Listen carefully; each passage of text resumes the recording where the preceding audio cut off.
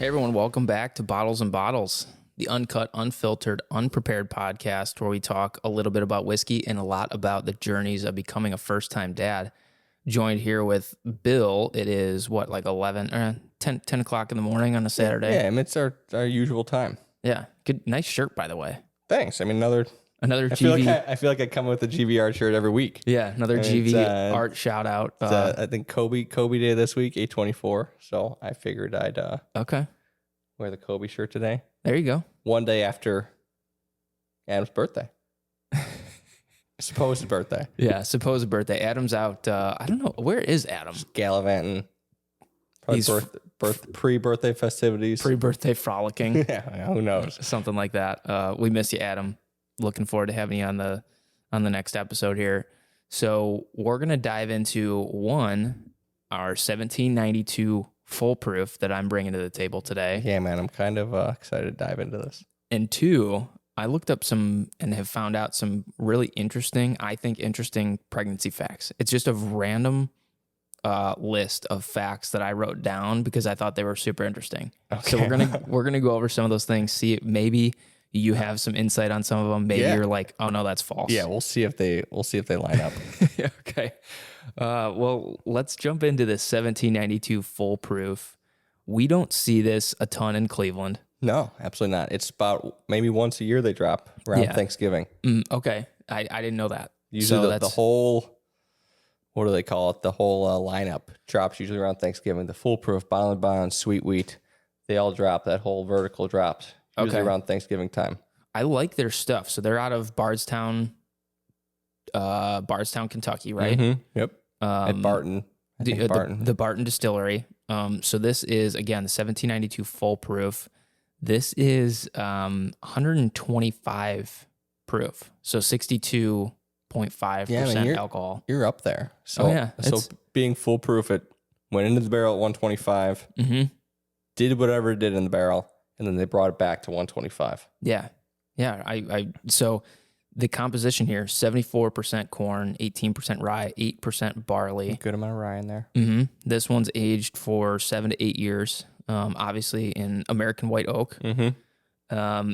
The MSRP, so the retail price, is between $50 and $60, which if you can find it at a retail price, this is a good pickup. Absolutely, yeah. It's a really good pickup. This is the first time I've had it. I think we've done the bottled and bond. We did the bottled and bond earlier, yeah. Yeah, which is also one of my favorites. Now, this is a lot different. They kind of forego the chill filtration process. Mm-hmm. So that allows it to kind of go into the barrel at a higher proof and kind of maintain a lot of that robust flavor. So anything that you're noticing when you take a sniff or a sip or anything like that stands out to you, I'm trying to like kind of process what's going on, and I don't know that I've had enough time to process that yet. What are you thinking? I mean, kind of, to me, like Weller Antique, it hits me with a big burst of cinnamon. This is hitting me with a similar burst of cinnamon. Okay. As it hits my palate. I get that, and I just had some cinnamon toast this morning, so it kind of goes well. Yeah, look at that. Yeah. Now, Barton Distillery, that's owned by the Sazerac Company, correct? I think it is. Okay. So obviously the Sazerac Company, that's Buffalo Trace. That's Buffalo Trace. That's a lot of things. So that's who, and I'm looking up right now. They do own. Okay. So Barton is owned by the Sazerac Company. I thought so. I wasn't 100% sure. Right. So they're about 60 miles apart down there. Mm-hmm. Really good. I'm really liking this. It's delicious. It's the 125 proof doesn't hit too hard. No, not at all. There's not a big ethanol burst. Like even compared to last week, Adam and I had Whiskey War, which I think was 116 proof. That one was a lot hotter. Yeah, this is probably just more refined. Yeah. I mean, it has history to it as opposed to the Whiskey War. I believe that's a little newer. Man, that is good. I'm thoroughly impressed. Yeah, that's really good. Have you had a lot of 1792 products? I've had your bottle and bond. I've had the small batch. Right. And that's it. Okay. I'd be very interested in the sweet wheat. Yeah. There's a big joke around Ohio that sweet wheat goes for a stag junior 1-to-1, but that's not. Why is that a joke? That's not the case because the sweet wheat does not hit a stag junior secondary pricing goes probably $250 to $300 depending on the batch in Ohio, and older batches get obviously more, higher and higher. But sweet wheat probably sits around maybe 80 to 100 on the secondary market. So it's just a joke around Ohio. Fair enough. All right. Well, while we keep sipping on that, let's get into these random pregnancy facts. I have not shared any of these with you. No, these are going to be good. I'm excited to hear these. Yeah. So Morgan and I are right around that 31 week area. So single digits. Holy smokes. I know. It's crazy. And I really need to finish packing my go bag and all that stuff. Adam and I talked about a little bit about this last week. Go bags last week. A little bit, and just kind of the preparation. I'm planning my different routes to the hospital, making sure different routes. Yeah, like different routes. And because what if it happens at 2:00 in the morning? Where are you guys going again? Metro Health. And downtown Cleveland. Downtown Cleveland. Okay, we did Fairview, so it was That's where I was. Really, only one way to get there. Yeah. So there's a lot of construction there. So I've figured out my routing. I have printed directions in both of our cars. We do still need to go to the fire station to get the car seat inspected. Be a good choice. What car seat did you get in it, by the way? The Nuna Pippa? Yes. Nuna Pippa XL? Nuna Pippa? No. I think it's just Nuna Pippa. Okay. Because there's like different Nuna Pippas. Oh, Lord. We'll have to go through the car seats. All right. Next week is car seats. I'll bring our car seat. I was going to say, I have a different one. In your car? You have two? Yes, we have two different car seats going on. Holy smokes. And the only reason is because Morgan has a lot of generous friends at work. We were given a certain car seat, and Morgan wanted the lighter one, which is the Nuna. Yes. So at any rate, we'll get into car seats later on. Let's get into some of these pregnancy facts. So I looked up the 29 to 32 week area. What's going on? So this says the fetus can stretch, kick, and make grasping motions. 100% true, because you know what? The baby. All that? Oh my gosh. You've been seeing it? Yeah, you can literally see the baby's like moving in Morgan's stomach. It's crazy. So wake windows for the baby, because wake windows now and through the rest of pregnancy kind of transition to real life. So when is Morgan noticing the baby awake? When are you noticing? 10 o'clock at night. So that means if that continues now, that first week before the baby knows what's day and night, that will be when the baby's awake. Okay, good to know. I mean, it's usually like when she works, she works 12-hour shifts. So it's usually when she gets home, she'll eat something and lay in bed, and then the baby starts going nuts. Yeah, generally, I think that's similar with what Lindsay went through. She's a teacher, so she was up on her feet all day. Yeah. Baby sleeps all day when you're active. Then once you calm down, baby wakes up. Lovely. Can't wait for my 10 p.m. wake up call. Yeah, when we're relaxing. So I find that to be super true. I've actually been playing the guitar. Nice. Got a nice new Taylor guitar, which I'm super happy about. I've always wanted one. Finally got a trade. I actually traded 2 guitars. Oh, look at that. To get this one. So both consolidating and getting something that I really want. Kind of a win-win there. I know all about that. Yeah. So the baby does love music. I swear every single time that I've started playing guitar, the baby starts going crazy. Uh-oh. Is he or she going to be a groupie? I think he or she is going to be a groupie. I might have to watch on that if it's going to be a she. So yeah, you don't want a she groupie. Right. Okay. So again, 29 to 32 weeks, lots of movement going on in the stomach. You can actually see it, in the stomach. This says eyes can sense changes in light. How is that possible if they're in the fetus? That's like kind of like the flashlight. If you do flashlights over Morgan's belly, the baby probably, I would guess, kick or hit or really kind of towards the flashlight. Yeah. All right. I'm going to try that. I've got some really high powered lights that I'm going to blast at Morgan's stomach and see what happens. No, just kidding. Just a nice level 1 Apple iPhone flashlight. Yeah. No, that's fine. Okay, cool. I'll give that a shot. So bone marrow is forming in the red blood cells. So bones are starting to kind of take shape and take their form, which is kind of neat. The head may have some hair, and I have some more statistics on hair later on in this segment. Okay. And if it's a boy, the testicles have begun to descend from the scrotum. Good for him. Good for him. And I can't speak too much to that, but Can't speak to descending testicles. No, mine still are up there. No, I mean because we don't know if it's a boy or a girl. That's true. So it's not something that I've considered. But at this point, that 29 to 32 week mark is when those testes will begin to drop. So that's kind of interesting. So those are some quick random facts around that 29 to 32 week period. Now is where we get into this list of really random facts. So the uterus grows during pregnancy. Yes. Something you don't typically think about. And the stat here that I was given is a woman's uterus is typically the size of an orange. By the third trimester, which is where we're at, it can be about the size of a watermelon. And it can get up to 500 times its normal size. That makes sense. That is, I mean, it's like you think of that and you're like, okay, yeah, of course that makes sense. But that big of a difference is pretty crazy to think about. No, I mean, with having that fact, we should have an orange and a watermelon here. We should, but I don't. I think we have some peaches and I think a couple old bananas. Yeah, that doesn't quite give us the picture. Yeah. Okay, and this is, the lining of the uterus thickens because you need to get more nourishment to the baby, right? So everything has to increase in size. So the blood vessels enlarge to provide the nourishment to the fetus, and it's just really increasing in size overall. And that's obviously the baby's growing too, but you don't think of the other organs in a woman's body that have to grow along with that. Yeah.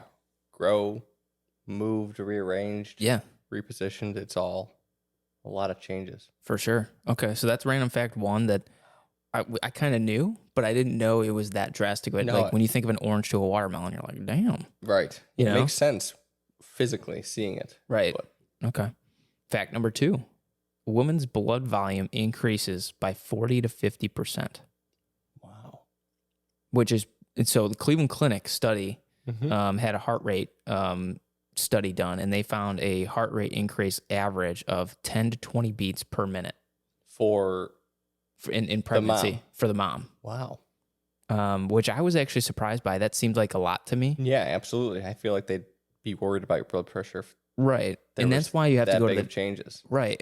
But that's why especially at this time, we're going to the doctor every other week, and then soon it'll be every week. Yeah. So that those kinds of things can be monitored, and that's why you have to go to the doctor so that they can test for these things. Because sometimes, they may diagnose something that you were unaware of previously because it wasn't prevalent. But once you add a human body into your body, your body the woman's body has to react to that. Exactly, and react properly. Correct. So I found that one actually really interesting. So it says when pregnant, blood volume increases as much as 50% to help supply enough oxygenated blood to the baby. Wow. So it just means you're pumping more blood, which is going, to the nourishment of your baby because you're housing another human, and that's going to increase your heart rate. Now, this is a big reason why some pregnant women feel more tired, fatigued, dizzy, lightheaded. That makes sense. Their body's working harder. Short of breath, because your internal body is actually working harder than it would. And it's like, yeah, that seems like common sense, but it's just hearing these numbers kind of puts that in perspective. Yeah, no, absolutely. So that's kind of cool. The third one, heartburn linked to a hairy baby. I want to hear your thoughts. Before I go over any statistics, let me hear your thoughts just on that topic. No, I would say that runs true. Between our two kids, Lila had a lot more hair than Aaron, and Lindsay was experiencing more heartburn with Lila as opposed to Aaron. Really? Yes. Okay. I would say that rings true for for what I experienced and what Lindsay experienced. Okay. So I actually read through a whole white paper, and I like this kind of stuff. Yeah. I'm in the medical sales industry, so I found it really interesting. Johns Hopkins University did a study that actually shows that this correlation is true. Okay. Wow. So if you're actually having more heartburn, it likely means your baby is going to be hairier, meaning they're probably going to have more hair on their head. Listen, I'm I mean, happy. they're not going to come out with like a full, like, Right. mustache or anything like that. I'm happy our daughter came out with more hair as opposed to our son. Yeah. I'm very okay with that. Right. I understand that because it's hard to quote. I call it decorating a baby. I know Morgan, there's different terms for it, but decorating's a good term. I like that term. When you have to decorate a baby girl, right? A girl who doesn't have a lot of hair. Yeah, you have to have bows. be pretty galore. creative to decorate a baby girl. That's right. Baby boy, you can just he can survive on his own. Yeah, yeah. So the more I read on this, it's actually the rise in estrogen and something else. What's the other term? Progesterone. Progesterone. That's the other one. So progesterone and the rise in estrogen, it actually relaxes the esophagus.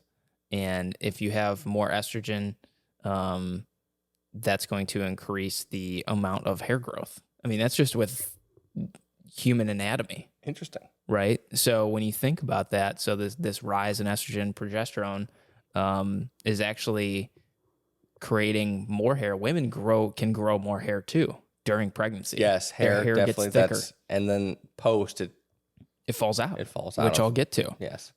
So you think of this where the estrogen and progesterone are rising to create that hair growth in both you and the baby.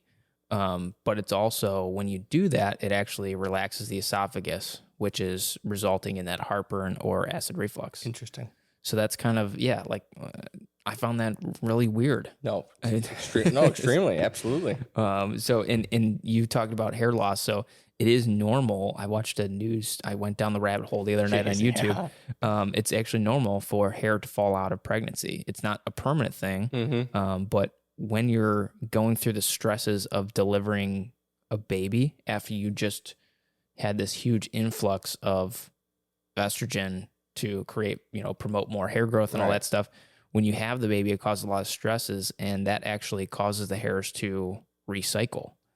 And that's why some women will find after pregnancy, when they wash their hair, like clumps of hair will come out. No, it's very true. Absolutely. I had no idea. I literally had no idea. The amount of changes that our wives go through is phenomenal. It's wild. It's wild. We're very lucky that they're tough enough, because I'm not tough enough to do that. No, I mean, I've already lost my hair, so I know that feels. And actually, the most random fact is losing your hair.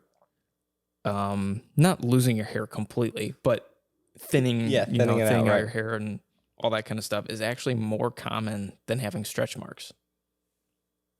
Now, I don't want to ask if Lindsay had stretch marks, but do you think that's a very common thing to experience, is stretch marks in pregnancy? Is that something people should?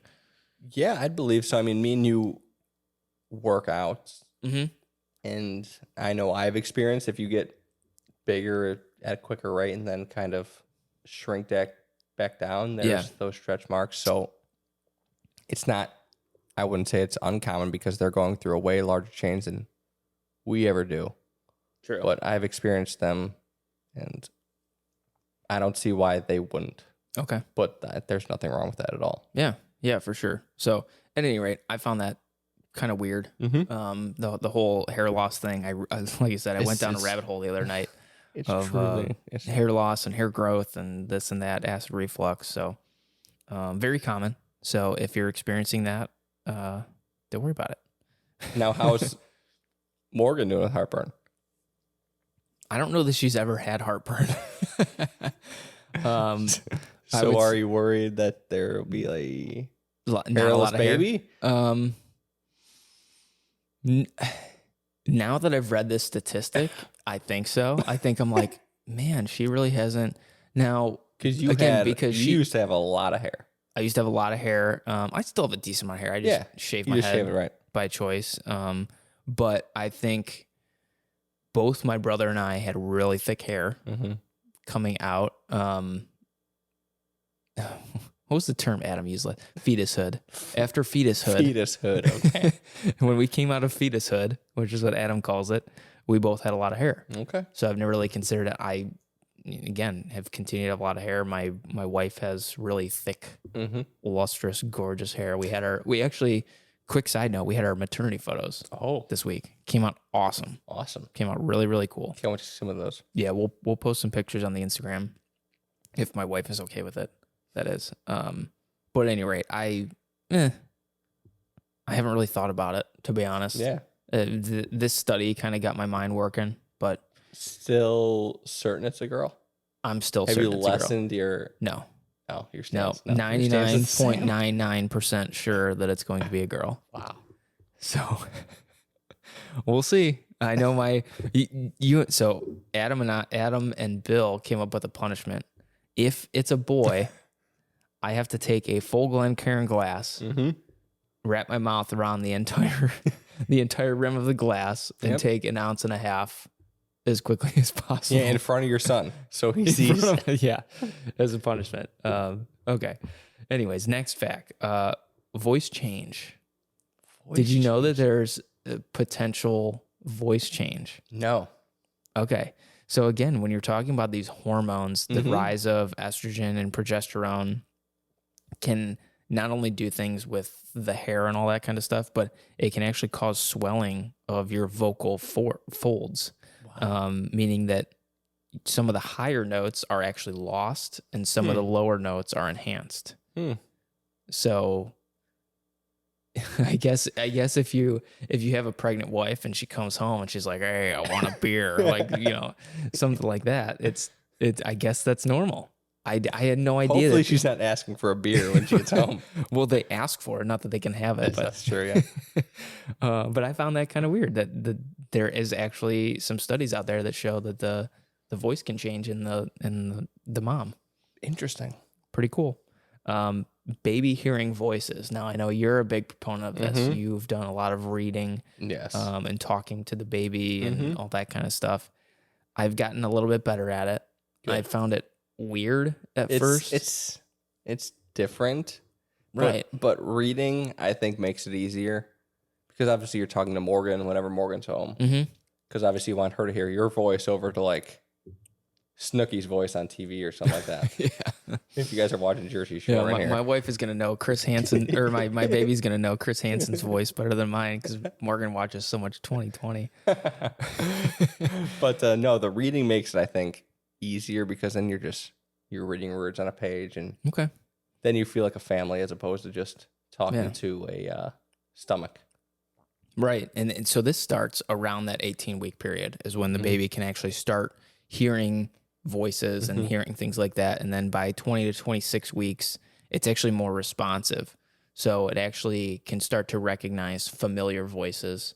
And I think that's like the biggest part. Once you reach that like 20 to 22 week period, you should really start this whole process of getting in regular communication with your future baby. So a couple more quick facts before we jump off here. Babies can taste food in the womb, in fetushood, as Adam would say. What do you think about that? I don't know about that. Will we ever know? I don't know. But like, because as you grow old and your parents like, well, with you, I always ate this. And with your sister, I always ate this. And it was, I don't know if it was Ben or Amy that my mom said all she wanted was Big Macs. I don't know. Big Macs? That was the craving. Very specific thing. That was the craving, was Big Macs back in the early 90s. But probably when they actually were beef patties. Okay. But I don't know. I don't get the tasting thing for a baby. Okay. So the study shows that, and this is just a study that I read. I don't know the credibility of this. It's not from Johns Hopkins University. It's not from the Cleveland Clinic. Something I read online that stronger flavors, for example, garlic, can actually pass through the amniotic fluid. So the baby can, quote unquote, taste them. I could see that more so along the lines of if it's something strong and harsh, the baby would kind of be Like this foolproof 1792. yeah, would be PO'd as opposed to. I feel more so it'd be more of a sense of it being harsh versus mellow, as opposed to like knowing that tastes like garlic. Okay. That's my thoughts. Yeah. No, I think that's legit. And they did actually have a study where they had pregnant women drink carrot juice, and they found that their babies were more likely to develop a positive tasting result to that. So that's kind of an interesting fact. That one I couldn't find any like very credible sources on, so you might want to look into that a little bit more. Yeah, but I still found it super interesting, the concept of babies being able to taste food in the womb. That's Kind wild of crazy. Next one here, we got two more. Okay. Taste and smell changes. This kind of goes along with that. Yeah. Obviously, normal changes disrupt, your taste and smell receptors, which is why some women have some weird cravings and things like that. Aversions or cravings, right? Correct. And while that's normal, as I went down the rabbit hole on this one too, it's actually could be a sign that there's a nutrient deficiency. For example, if your pregnant wife or girlfriend or partner, whoever comes home and says, I need like a burger, they need some kind of red meat, it could actually be a sign that the baby is iron deficient. I can see that they need something. Right. It's kind of them telling your body that you need something. Yes. That's exactly. I think it's like a little mind control device in your body. Right. And I think that's why it's important. Some nights Morgan's like, oh, I want ice cream. I want this. I want that. But I don't want, she's like, I don't want to do it. Like, I don't want to gain. Now, keep in mind, she's gained like a very minimal amount of weight. Like she's just all belly. She's still fit. She's still, running and doing all that stuff. Yeah, like I feel like at this point I think, what do they say? It's the baby should be gaining half a pound a week now for the last 10 weeks. So it should be like another 5 pounds, like over the next 10 weeks. Really? I think it's half a pound a week. Okay. They say the last 10 weeks. Interesting. Well, that's why I told Morgan, I said, now it's just fat storage. And you want to look out for these deficiencies. So look, if you're craving something, eat it. Eat it. Yeah. It might be something that it's like, oh, the baby wants this, but maybe it's something that the baby needs. Right. You're craving it for a reason. Right. Maybe the baby needs more dairy and you want ice cream. Go for it. Yeah. Pump some dairy in there. Pump some calcium in there. Get an IV going. Throw some, Jenny's ice cream down that IV. Whatever. Right. I also have read somewhere that now that you're in this last 10 weeks, yogurt and the cultures in the yogurt are very good for smooth skin for a newborn baby. So at this point, pound the Greek, pound the whatever, Faya, Chobani, Oikos. Okay. So even with the Greek yogurt. Yeah, start ripping some yogurt with the cultures. It's very good for a baby's skin. Ripping shots of yogurt? Yeah. All right. Those Danimals. I'll take some whiskey and I'll pour some Greek yogurt into one of my Glencairns and Morgan can suck that down. Interesting. Okay. So, hey, eat whatever the baby's craving. That's most important. Last fact before we jump off. At any given time, and this is a study from 2019, approximately 4% of women in the United States are pregnant. 4% of women, no matter what age, anything like that. 4% of women in the United States are pregnant. That's actually at any pretty given amazing. time. That's pretty wild. Which is wild because I don't know. I don't want to get too off topic, but there's all these. Everyone says that right now could be like the most populated the Earth ever is. Yeah, which is wild to me because less women and less people are having babies. Yeah, because it's expensive. It's a lot of work, and it's for sure. There's a lot of stuff going on. So we'll see if that trend continues. But 4%, 4 out of every 100 women. Wow. Yeah, that's pretty wild. At any rate, we're gonna wrap up for the day. Thanks so much for joining us. If you're not already, follow us on Instagram at bottles.n.bottles. Swing over to our YouTube channel. If you're not already there, we'd appreciate a like, a subscribe, all that kind of stuff. We got a lot of cool stuff coming along. So with that being said, have a wonderful, wonderful weekday, weekend, wherever you are. And as always, bottles up.